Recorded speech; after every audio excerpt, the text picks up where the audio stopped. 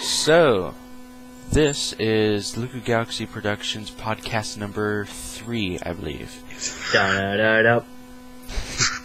I'm Darren, there's Peanuts, and we are going to have a guest star on, who is our competitor, but who's also a friend, whose name is... Friendly Max. competition. Yes. So, currently, we are working on scripts, and we are going to be doing some auditions soon, and... So long as we can get everything together, that is. Yes, exactly.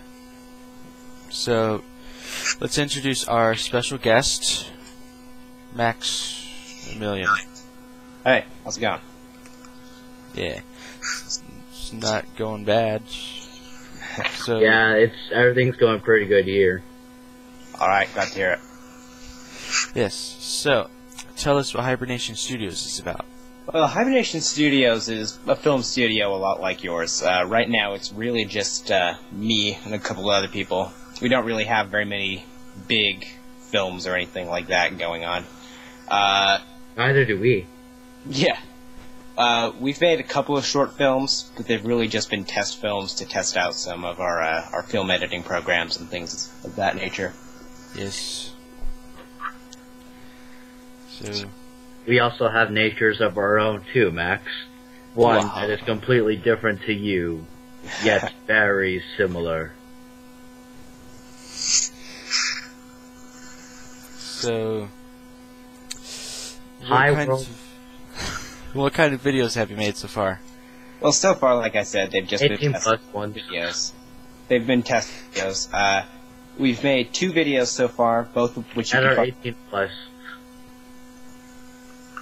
We've made 2 videos so far, both of which That are 18 plus.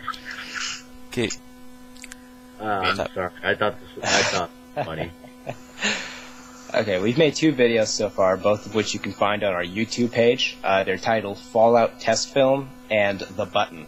Both of which really... Button. Yeah, pretty much. Pressing red buttons have never been so extreme.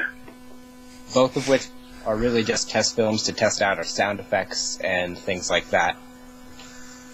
Yeah. The button is actually quite funny. I've seen it. Thanks. Yeah.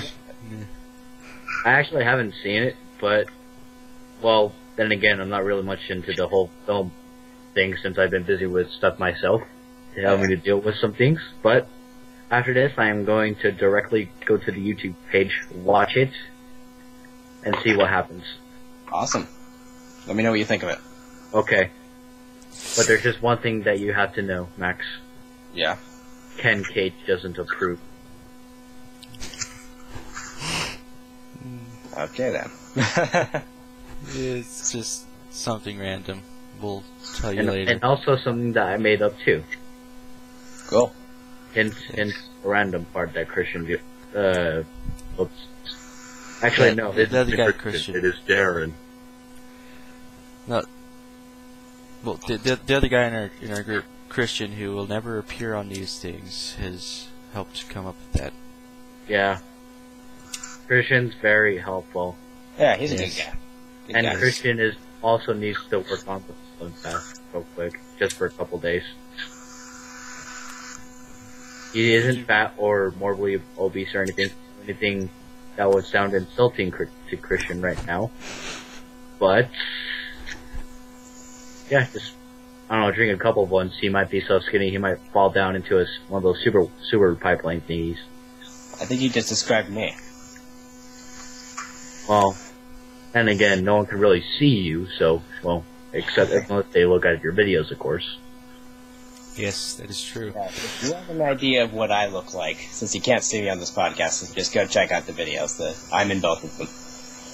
And by the way, my profile picture, that anyone who's watching this, it is absolutely true. I look exactly like what I show on my profile picture. My profile picture is better because it shows a dragon. Well, that's because yours is fake and mine, and I actually look like my profile. Maybe with some work done, but... Well, yeah, I actually did have to go with some things I felt the darkness and met the Daedric Prince Morlock Ba, to whom of which many who have played Skyrim done that quest actually sound like him for some reason. It's true, he does.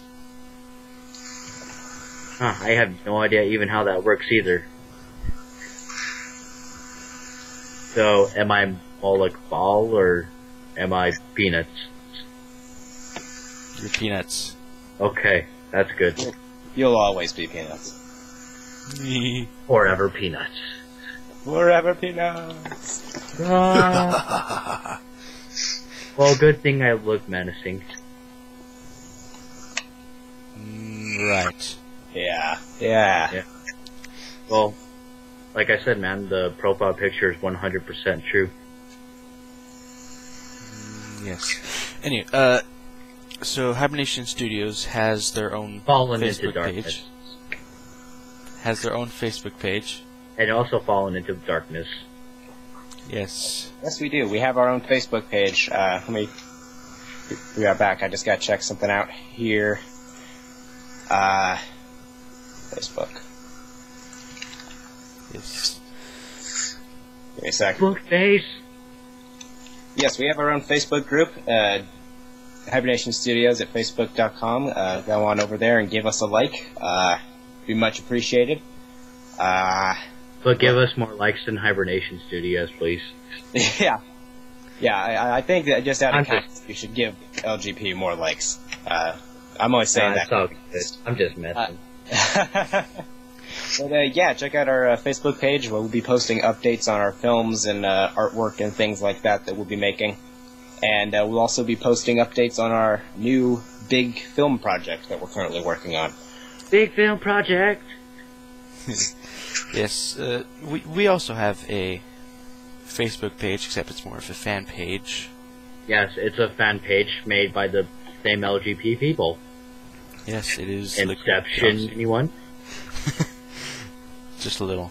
Might I ask, Darren, I was looking at your Facebook page earlier, and it says that Liquid Galaxy Productions is a restaurant cafe.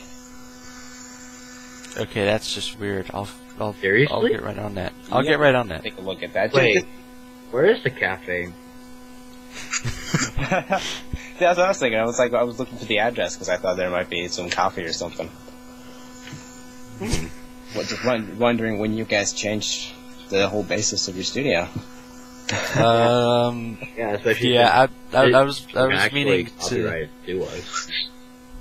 I was meaning to tell you guys something. Just kidding. Liquid Galaxy Productions is a coffee shop. Yes, cheapest coffee in the world. For now. At least. Until Moloch Ball demands me that I destroy it, so we can escape the lawsuits. Oh, yeah. Anywho, yeah, currently I have no more questions for Max, but I do have one more announcement. We are going to be selling some things that we can make. We're going to be selling some things that we can make some money and be terminated. So, yeah, that's all for now. Peanuts, if you have any questions for Max, now's a good time to ask. Okay. Okay, Max, I have many questions, which is going to take up a long time to answer. That's cool. I'm going to... So, Max, I am the champion of Moloch Ball. Yes, I'm aware of that. Yes, and now, who do you work for as champion amongst the 16 Daedric princes? I don't work for any of the Daedric princes. Well, I don't really work for Moloch Ball either. I never hear from him, get any calls for him, but just using this weapon of mass destruction. Me. Okay. Yeah. And I completely stumbled upon him by accident too. Strange, isn't it? Yes, they have a tendency to do that. Yeah. Damn princes. I think one of them isn't even a prince at all, it's a dragon. Maybe lost right now. You're Austrian. I'm sorry, that's kind of what I got out of that. Sorry. So, Max, Yes. I know you may be in the working progress of your big film project, but do you mind telling the audience what this film project is? So far, we have a name for the film. It's called Human. So far, what we're going for is sort of a steampunk adventure kind of film. So far, the only thing we really have going is the main character, Caden Law, is a steampunk cyborg who wants to find a way to become completely human again. So sounds like kind of similar to Pinocchio, but he was human before. in a sense, yeah, somewhat. But I mean, turning into a real boy, but in this case, turning back into a crime-fighting person. pretty much, yeah. Which I'm just going to assume that it is a crime-fighting person. Anyways. He's more of a gunslinger vigilante. He goes around deserts, goes from town to town, taking care of gangs and things like that. And so yeah, that's really all we have going on with Human right now. But we'll be posting updates on our Facebook page as we progress through it, so keep an eye out for those. That sounds pretty interesting. Yeah, it sounds interesting. So, Maximilian, I don't have many questions, so I pretty much just asked what I really wanted to know as far as this podcast went, how Hibernation Studios is going too, but do you have any questions for us? Yes, I just have a couple questions about your web series, Suburban Nights. Yes. My main question is, what is Suburban Nights? I've been watching your podcasts. I've been reading your posts on Darren's Facebook page. I've been reading all these things, but I don't really have much of an idea of what it is. Well, that's a good question, but this will take quite a bit to explain. I mean, not too long, but just a little bit of time. I can answer some of it. Yeah, me too. Well, So where should we start? I'll start first. Pretty much, Suburban Nights is about these three teens who go around like the ghetto-ish type area, more city than ghetto, and you'll pretty much protect it. You know, they have really experienced training in all kinds of martial arts, and they're really intelligent, and I'll be playing the guy who can really work with computers, and Peanuts will be the guy who, like the brute, but a very intelligent and wise brute, the tough guy of the team. And we'll be needing to basically the Naruto of the group. Except stronger. Yeah, that's probably true. Yeah, so we'll also be going to need to do additions for the third person, which is going to be a girl, because we don't want to seem sexist or racist at all. And how Suburban Nights really started was just like some kind of random idea. I guess at the time I forgot if I did this or not, but the first stop, I guess I kind of scrolled down That Guy with the Glasses Nostalgic Critic web series or whatever, looking down the list of webisodes. And I did kind of notice that he had some Suburban Nights scenes, so I thought that sounded cool. I mean, I'm not quite sure if this actually was it, and just today I just went back to see what the series was about and realized that the Suburban Nights isn't like the Suburban Nights that he makes. What this is supposed to represent is somewhat kind of like an 8 Mile-ish movie. Not with like anything dirty or extremely like gang violence or anything, but somewhat of a thing that could explore gang sensitivity within Salt Lake between three teams. The original idea that I had for it, since like Darren here decided to go off, and start going off into it, since he thought it was sounding interesting, which to me actually at the time sounded cool, but was just a random idea. And so only recently have we decided to revamp it, since it was something that within our budget that we could actually make, unlike Darren's original idea for a series, which we're still going to do, but not into whatever kind of stuff. But anyways, how it starts off is with this family within the Great Salt Lake who just so happens to have like some sort of lineage of Crusader Knights, but I don't know, the heritage just kind of died out, but the pride within the family, as far as real life goes, is still just as strong as it was during the time within the Crusades. And so, two twins, okay, this was the original idea on it, the whole lore of it could change any minute. Twins, Matthew and, Whitney, but the family lineage is called the Winters, except it has an H right before the I in Winters, so it's not like the actual season itself, you know? Yeah. So, yeah. And so they just both kind of had an idea about a little game they could have that could actually be involved within regular games, but only to an extent where they're just fighting out and whatever, just to at least keep their heritage strong so that they could have a grasp of that kind of history before. And so they brought along their brute friend, Bruce, Broesia, who, the same race as them, just a year older than them, decided just to kind of go along with them on it. And so they also, after some events during the whole thing, those events are yet to be determined to what they are yet, but what they are, what they lead up to, as far as these three knights go, alongside this really old guy who drank the Fountain of Youth water, which was enhanced by one of those Japanese wise ancient people. Yeah. You know? Like imagine Master Splinter from Teenage Mutant Ninja Turtles, but instead of a rat, like a regular person, who giving up his life to enhance the last bit of Fountain of Youth water to this one Spaniard guy, to hope that he could change his ways, which eventually does happen.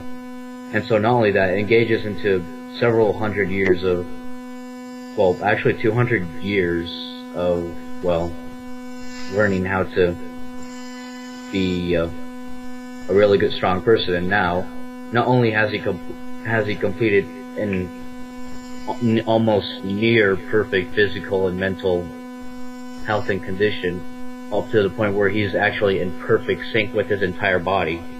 And in this case, he can also use what strength he has and just kind of like morph it into one blow, put his entire weight into it, literally, to do some real massive damage and be able to recover from that real quickly.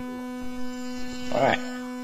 Yeah, so imagine like Chuck Norris and Bruce Lee morphed into one person, but 10,000 times stronger. That's kind of hard to imagine. Yeah, I mean, I know you don't like Chuck Norris in general, but just like imagine that, you know? Oh yeah. And so, basically, after hundreds of years of wisdom and whatnot, knowing true history, but sadly, at this time, since he only managed to drink the Fountain of Youth water after this 20th year after Cortez's conquest on Mexico, and finally drinking the water, what's left of it, because he was kind of a jerk. Being Cortez's second in command, you gotta fit that kind of description, you know? Yeah. And so, and so his real name, his Spaniard name, even though it sounds more Italian than anything, I just kind of randomly thought of it. It's pronounced Lefonse Mare Torre. Cool name. Yeah. Try to sound more Spaniard than Italian, but oh well. I guess Lefonse or something like that just kind of sounded Spaniard to me. But yeah. Not only that, he became Japan's defender up until the point where the Nagasaki bombing, the 2 nuclear bombs, had himself driven out since he failed to protect Japan, which was his duty, self-appointed duty until that happened. Eventually, he decided just to go into the United States and pass off his name as Ken Cage, and once every 10 years he switches states, until now he's in Salt Lake City. Not only is he teaching the 3 teens, since he found them out, and decided to help them out, seeing how he actually did come from a Crusader Knight's timeline, or family, or whatever. He decided to help them out, not only to teach them the ways of combat, but also somewhat of, like, different techniques of not just combat, but I guess some regular smarts in general, so just give him an idea. And also, doesn't really help out much. Keeps himself in the open, since you've kind of got to keep yourself hidden, since you're several hundred years old and whatnot. And so he passes himself off as Ken Cage when he has to, which is, his fake name. And so the Suburban Knights nickname him Old Man Yo-Yos because he uses dual yo-yos to fight, because you know how I said that he can channel his body weight and whatnot into one blow, right? Right, so he channels his energy into the yo-yos. Yeah, and not only is yo-yos his primary weapon, his secondary is also a giant wooden boomerang too. Nice. Yeah.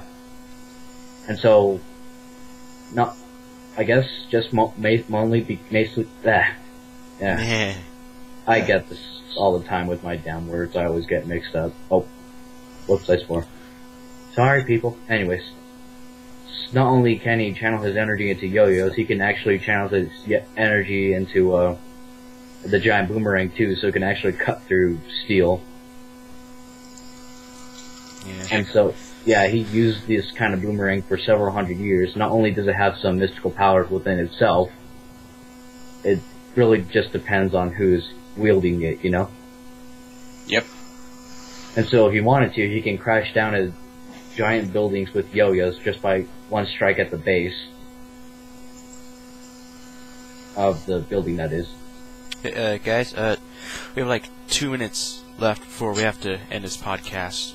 Alright, I'll make this really quick. And so basically, the entirety of the whole basis is, not only did they appoint themselves to protect Salt Lake City, they also appointed themselves to... Wait, no, they didn't appoint themselves, and so they're not going good as far as school goes. And so they're trying the best they can, but while at the same time not only saving the city, but they also gotta fight off the world just to survive. Cool. Yep. I'm looking forward to learning more about Suburban Knights, and I'm also really looking forward to when you guys start making them. Looking forward to that. Yes. And everyone else will know too. It won't be just everyone else that's our friends, at least. It'll just go onto our Facebook pages too. Yep. So, well, people's audience, people who may be watching this, and aliens from another planet, this has been another podcast, and it's been nice talking to you, Max. Pleasure. Yes. Visit our Facebook pages and website. Yes, especially Hibernation Studios, because they are our special guest. Thanks. Which was the only reason they got on here, so we can sponsor them. Just kidding. I'm just messing. Well, bye. Bye. I love you, audience.